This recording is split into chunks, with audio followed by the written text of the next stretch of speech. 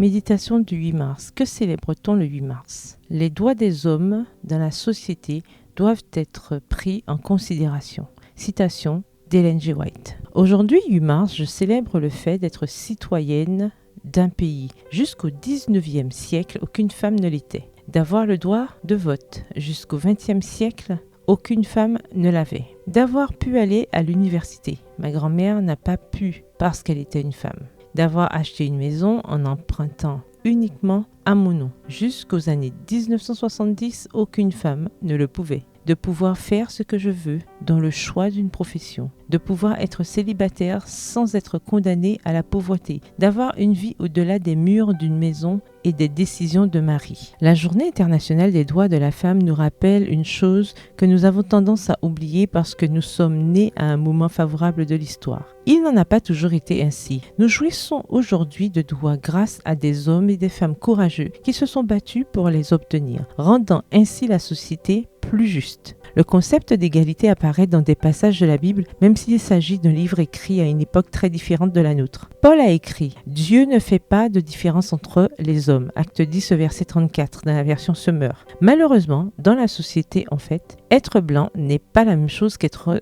noir. Être esclave n'est pas la même chose qu'être libre. Être une femme n'est pas la même chose qu'être un homme. Mais de nombreux progrès ont été réalisés. Jésus ne partageait pas ce que les hommes juifs disaient dans leurs prières. « Merci Dieu de ne pas avoir fait de moi une femme ». Les paroles et les actions de Jésus ont amené les femmes dans des sphères qui étaient nouvelles et surprenantes au 1er siècle. Lorsqu'il s'adressa à la Samaritaine, ses disciples furent étonnés de ce qu'il parlait avec une femme. Jean 4, verset 27.